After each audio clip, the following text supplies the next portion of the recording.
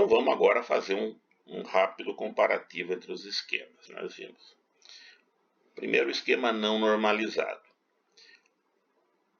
Nós temos redundância de dados, né? Por exemplo, os dados da mesma filial aparecem várias vezes para cada cliente daquela filial, né?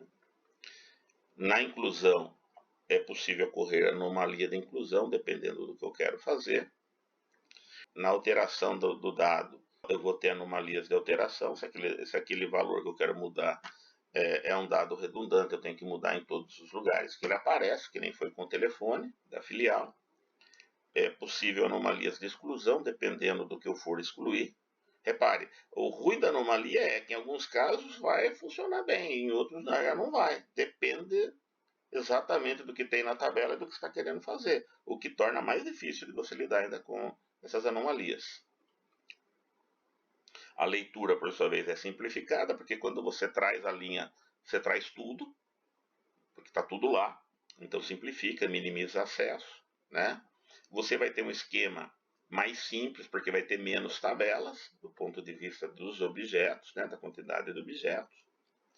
E você vai ter, em geral, um maior espaço ocupado. Você viu aqui que no nosso caso, que são poucas colunas e poucas linhas, já deu uma diferença. O esquema normalizado era 2/3 do tamanho do outro, né, do tamanho não normalizado. Então o banco não normalizado geralmente vai ocupar mais espaço. Por quê? Porque ele tem coisas redundantes ali. Ele tem a mesma coisa em vários lugares. Então esse espaço acaba sendo ocupado por conta disso. O esquema normalizado, por sua vez, ele não vai ter redundâncias. Idealmente, né, não tem redundâncias. Você vai normalizar, normaliza direito, né? Sem redundâncias. Remove as redundâncias. A inclusão ocorre sem problemas, sem anomalias. A alteração também ocorre sem anomalias. A exclusão também ocorre sem anomalias, porque cada entidade, cada coisa de interesse está na sua própria tabela. Então você consegue operar só sobre a coisa que você está interessado. Então você não tem anomalias, né, de atualização nenhuma, nem de inclusão, nem de alteração, nem de exclusão. A leitura já fica mais complicada. Por quê? Porque você desmontou os relacionamentos em várias tabelas, né?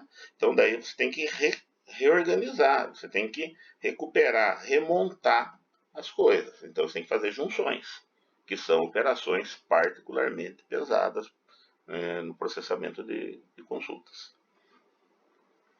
Você vai ter mais tabelas, então são esquemas mais complexos, né? Você tem mais elementos, então torna mais difícil até de você enxergar o todo ali, né? Pela quantidade, pela profusão, né, de tabelas.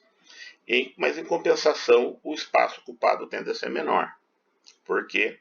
Porque você eliminou redundâncias. Então aquele item de dado específico aparece num único lugar, e se outros lugares precisam dele, fazem isso através de relacionamentos. Então o espaço ocupado acaba diminuindo.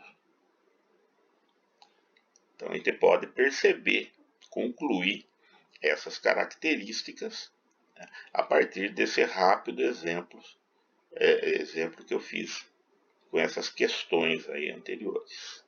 Ok? Então, já que estamos falando de questões, vamos pensar na questão importante. Quando normalizar é conveniente? Essa já é uma questão importante aqui. Ah, mas não tem que normalizar sempre? Depende. Não normalizado não é um mau projeto? Depende. Depende do quê? Depende de como vai ser usado. Repare que o banco de dados normalizado ele é particularmente interessante, ele é particularmente positivo nas operações de gravação. Incluir, excluir e alterar. Vamos voltar. Nos momentos de gravação, o banco normalizado é muito positivo. E o não normalizado é muito problemático. Na hora da consulta, de você buscar o dado que já está lá, aí a situação se inverte. O esquema não normalizado facilita esse trabalho, enquanto que o normalizado dificulta esse trabalho. Então você tem que pensar, voltando à nossa pergunta, né, no seguinte: se o meu banco de dados vai ter muita gravação, e bancos de dados transacionais, banco de dados que a gente chama de OLTP, né? Que são esses de cadastrar coisas, que tem muita entrada de dados, muita atualização, é mandatório você normalizar. É um requisito. Por quê? Porque essas operações se tornariam muito complicadas ou até mesmo inviáveis se você não faz a normalização. Agora, vamos imaginar que você tem um banco de dados, como ocorre com bancos de dados analíticos, né, data warehouses, data marts, por exemplo, que você tem tabelas que são gravadas em lote, grava tudo uma vez quando você puxa o dado da base transacional. Você gravou ali. Quem vai usar só vai fazer consulta. São snapshots, basicamente, essas tabelas. Elas basicamente são usadas para consulta.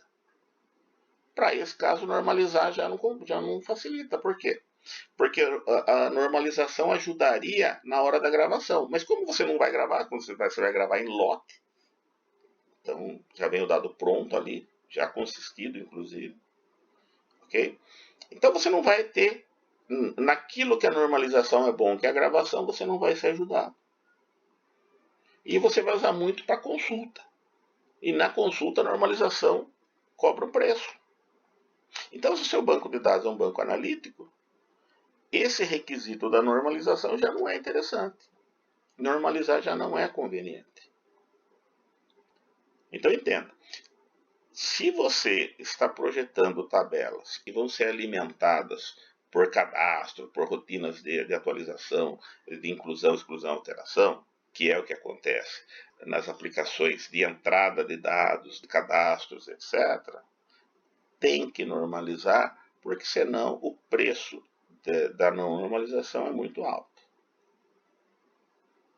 Você vai ter um ganho minúsculo nas consultas, para montar relatórios, para fazer alguma validação, mas o resto é só dor de cabeça. Então, esse banco de dados aqui é para aplicação transacional de registro e controle de operações que está sendo feita na empresa, tem que normalizar. Agora, não, é um banco de dados para apoio à decisão, né? Uma tabela de dimensão de um data warehouse, de um data mart. O requisito da normalização já tem que ser visto com outro olhar, né? Por quê? Porque você não tem um ganho de fazer isso, na maioria das situações. Então, esse é o ponto que eu acho importante a gente chegar aqui, né? A ideia da normalização ela é vendida como um dogma, né? Uma coisa que tem que fazer, não tem que nem pensar, já começou. Não é nada disso. Você tem que olhar. Hoje em dia, tem muitas aplicações que vão apenas consultar. Ela herda dados naquelas tabelas de outras fontes. O processo que traz o dado é um processo geralmente específico, carrega uma vez, usa-se muito, sem atualizar, sem alterar, só consultando. Para esse tipo de situação, normalizar já não tem o mesmo valor que tem para a base transacional. Okay? Então, quando for projetar um banco de dados, primeiro pense, né, o que eu preciso guardar, etc. E como que vai ser usado? Qual que é o padrão de uso? É leitura e gravação? É só leitura? E aí você vai poder decidir qual o enfoque que você vai dar para a normalização. Se ela é realmente necessária, mandatória praticamente, ou se ela não é necessária. E aí você projeta o esquema segundo outros parâmetros. Ok? Então esse é o nosso primeiro ponto, né? O contexto da operação de normalização. Nós vamos estar falando, né, nos próximos vídeos de como normalizar, né, como gerar esquemas que atendem a esses requisitos, né, de ter várias tabelas, tudo distribuído bonitinho, né, facilita a gravação, que facilita operações, então, de atualização do banco de dados, né, mas que, por outro lado, não são tão adequados para a leitura, porque você tem toda uma técnica. Aprendeu bem normalização, que vai ser visto nos próximos vídeos, você vai poder julgar daí as situações em que talvez não seja bom normalizar para bancos de dados, geralmente de apoio à decisão, né, e expandir isso para outros domínios também. Ok?